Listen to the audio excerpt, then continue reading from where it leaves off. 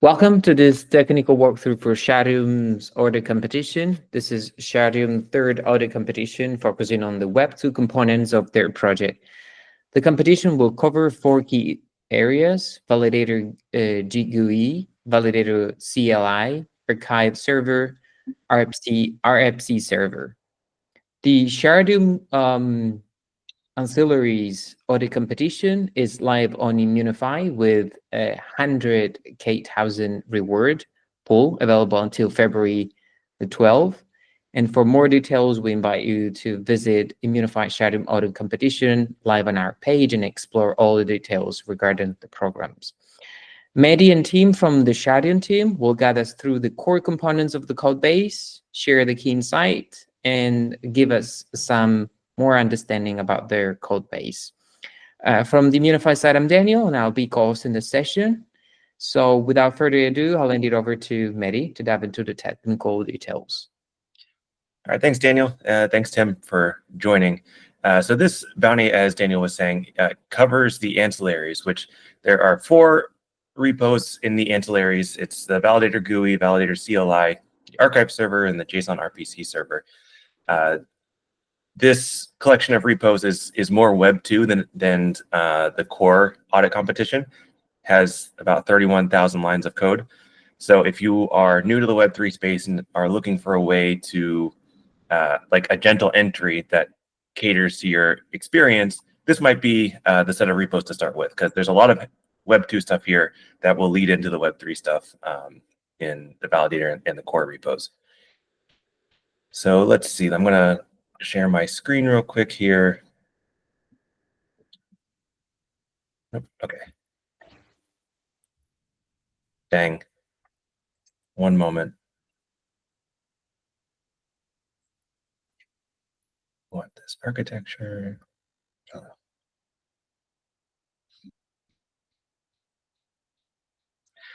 Okay, so this audit competition focuses on the bottom half of this diagram here, the archivers, and let's see. Yeah, okay, so the archivers from this picture, and then on the validators themselves, the GUI and CLI that the node operator uses to interact with their node. And then beyond this, the RPC server, which is very similar to RPC servers on other networks. You might have experience with them on Ethereum, for example.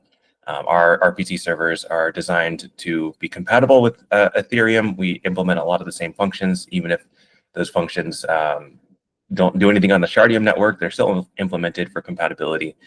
So the main focus here, the archivers, the archive server, is the history of the network. So all the transactions that go through the network that is sent upon by the validators are stored in the archive server. In addition, the actual blockchain piece of it itself, which is the chain of network states, which validators are in each cycle, the version of the network, the min version, and the current version of the network are the chain are all stored in the archiver.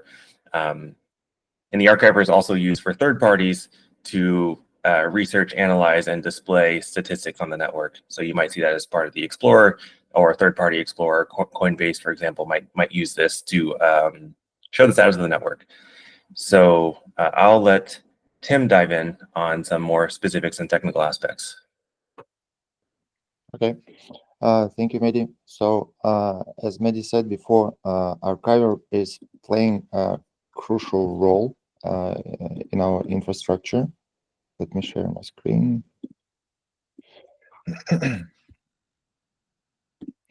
Yeah.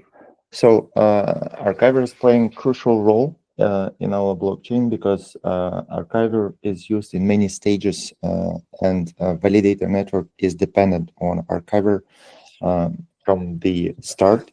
When validator is starting, it's using it's downloading the network config, which is using for configuration on this validator from one of the archivers. So it means that archiver is a critical point for the availability of the validators network. Also, archiver is used as a, I would say, like last point of truth in terms of what data is actually valid. In this case, it's super critical to kind of be sure that data on archivers are consistent, and the data should be kind of valid. So the main attack vectors for archiver is first one is API. Of course, there are two types of API. One is public one, which is used without any authentication, and another one is gossip data, which is used by communication between archivers. This point is very critical because it has direct access to the data which is stored by archiver, and you can kind of change account state or I don't know, state of the previous transaction if you want by using this API call. But it's filtered out and only available for the kind of whitelisted archivers in our network. So if you guys can kind of bypass this verification somehow, that will be a pretty critical valid bug in our case. Sorry, Tim, do you mean to be sharing your screen? I think I shared, no? Okay. No, I don't see it. Daniel, do you see? There we go. What about now? Yeah, Okay. now I see. I wasn't Yes. seeing before. So if you go to the API TS, this is the gossip data API call, which I mentioned just recently. This gossip data API call is used by archivers to exchange data between each other. And this API call has access to the database on archiver side. But it's only allowed for the whitelisted archivers. So if you guys can bypass the verification for this API call, this will be a pretty good critical bug. Other API calls and services are not so restricted. So you can try to use them, but most of them are not changing the data state of the archiver on archiver side. Another attack vector on archiver is channel between validator and archiver. So the idea is for archiver to get updates of the data in our blockchain. Each archiver is connecting to validator in each in each shard, right? And getting real-time updates about the cycle, about receipts, about transactions. All of this is done in this data.ts.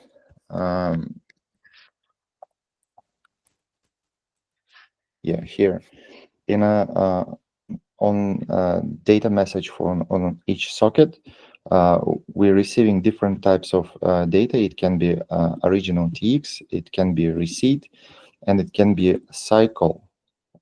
Yes.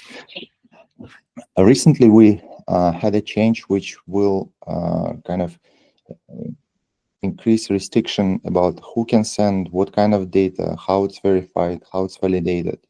And if there will be a chance kind of to bypass this validation and verification, I think it will be pretty interesting bug, because this attack vector, also same as gossip data API, has direct access to the state on archiver side.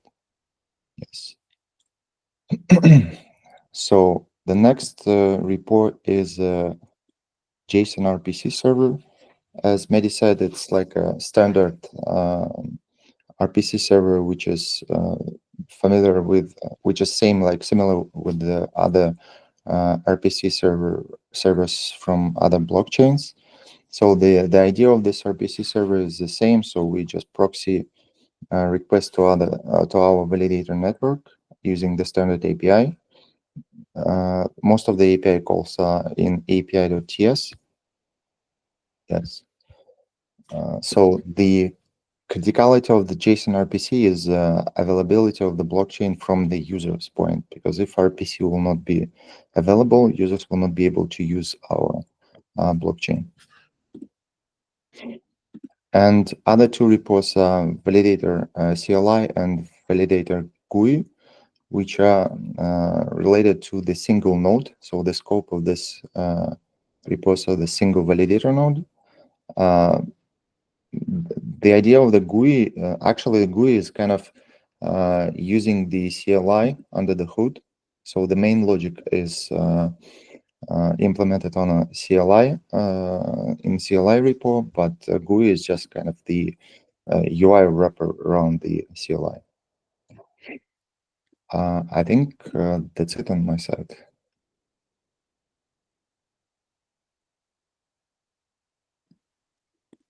Awesome.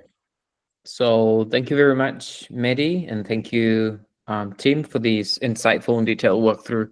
So before we wrap up, let's go over a few key takeaways to help security researchers identify vulnerabilities more effectively. So I have a few questions. First of all, have there been any unexpected bugs in the past audits? How did they impact your security assumptions or threat model? Sure. So the first bug ever submitted to Shardeum was a bug on the validator GUI. And it was one that allowed an attacker to bypass the password authentication. And on the network at the time, you do that, you control all the nodes from the node operator perspective, and you can do whatever you want. Thankfully, we've matured since then. That was unexpected in that we weren't even looking for bugs, and this one was kindly just given to us for free, basically. I believe we've had a lot of bugs that involve ways to DOS the archiver, because it was very naively parsing data, and it was relatively straightforward to get it stuck in parsing loops or have it time out or use up all of its resources and things like that. So that's led to a lot of internal changes for how we analyze archiver code in our code reviews and standards that we have. Tim?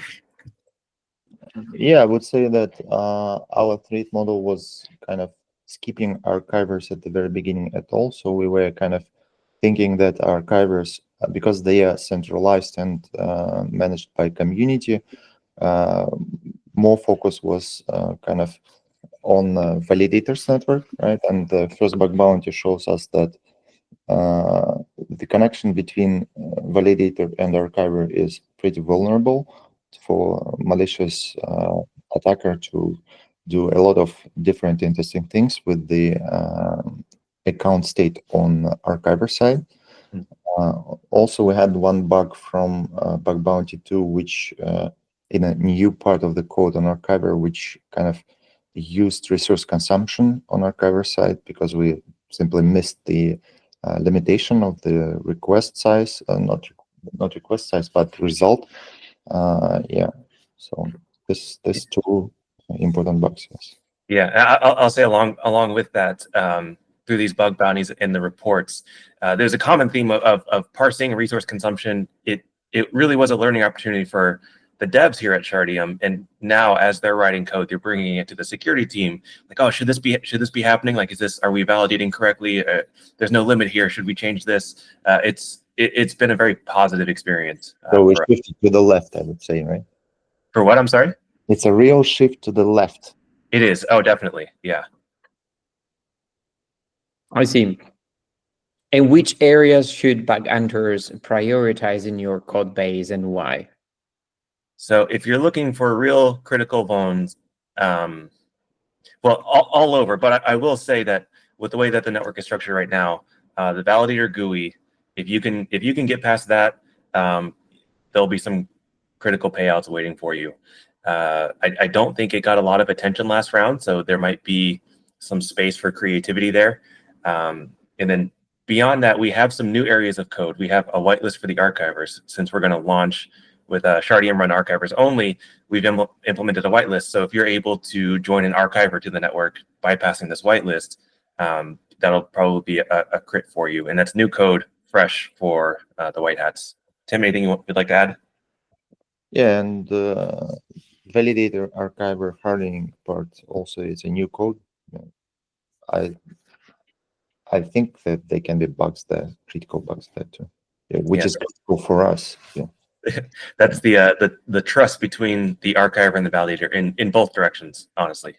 Yes, and nobody actually paid any attention to the API on our archiver side, which is available for everybody. Maybe there are some kind of critical spots there too.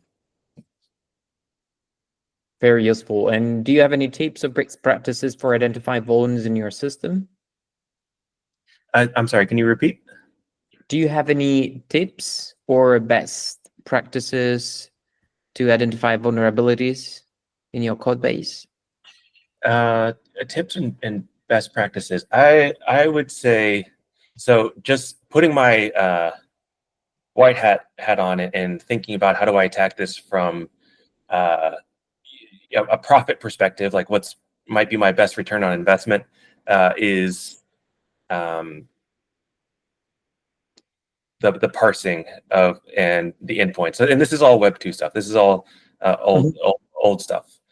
You might not get the highest payouts, the most severe bugs that way, but there are still issues, and there's a lot of surface area for those sorts of issues. If you're really looking to dig in deep, then the communication between the archiver and the validator, beyond the parsing, like the actual business logic of it, dig in and understand that, and there might be bugs that flow from that. I feel like it's been underrepresented in past bug bounties. Tim? I would say the kind of the standard technique when you trace how the input data from outside of the world are going to the critical state, in our case, account state receipts. By tracing this path through the code, you can probably find critical vulnerabilities if you can exploit and bypass the verification and validation. So like a transaction as it flows from the user creation until it gets to the archiver, into the archive. Or maybe just because we outscope validator in our talk, any transaction which is coming through this socket connection, and how it can bypass verification and validation, because we had a lot of reports related to simple global modification flag. By setting this flag to true, you can bypass a lot of verification logic. It was previously on bug bounty 1 and bug bounty 2. And maybe there are some kind of corner cases and some other flags which can simplify this flow, verification flow, so your malicious data can actually reach the state on our archiver side. Thanks. I'm sure the our community will appreciate these tips. And what are different access control roles within the protocol? So I won't say within the protocol, but within the ecosystem, because there's different pieces on this competition. The first one that the user sees is logging into the node. That's access control on the standard, like password prompt restriction. Beyond that, there's archiver whitelist, as I said, so only whitelisted archiver should be able to join, and then also only whitelisted archiver should be able to subscribe to certain validators. So even if you're not able to get your archiver into the archiver network, if you're able to get a node to subscribe to a node, and a node allows you and starts sending you data as a malicious archiver, that's also a trust boundary that's been violated. And then in the JSON RPC servers, I'm not super familiar with these endpoints, but there are some endpoints that have been designated or designed, I guess, for like large exchange amounts of traffic, like in exchanges using the RPC server, for example, they would use a lot more traffic and bandwidth than just a regular user. So there are certain endpoints that have whitelist restrictions for exchange public keys. So if you're able to bypass those, that's another trust boundary. Anything to add, Tim? No, you described all the levels, yes. Cool. Nice. And which part of your code base are the most complex, posing challenges for white hats? where are bugs most likely to arise? Yeah, I'd say just I the would- archive repo. Go ahead, Tim. You probably have a better sense. Verification and validation of the data coming from validators network. It's a complex code how the data is verified. Okay, nice. Mehdi, is the debug middleware applicable here for the Web2 components? I think so. Is it right, Tim? I think on a JSON RPC, as you mentioned, there are some kind of restricted calls, but it's yeah, they moved the yes, it's Would you applied. like to provide a general idea on that one too? It's the same logic. So Okay. the request to the API call should be signed by the developer key, which is inside config, right? So I don't think that we have multi-sig for the JSON RPC, but we definitely have a single signature verification for the restricted API calls on a JSON RPC server. Idea is the same. So you need to, the developer need to sign the request payload in order for the request to be processed on a JSON RPC server. Okay. I finished my questions, and I think there are a lot of information, a lot of takeaways. And thank you, Mehdi. Thank you, Tim. This session was packed with a lot of information. Of course, for everyone watching this session, if you have any follow-up questions, don't hesitate to reach out the Shardeum team via their dedicated Discord channel, and I'll be happy to follow up. Once again, thank you so much, and happy hunting. Yeah, thank you. Thanks, Daniel. Thanks, Tim. Thank you.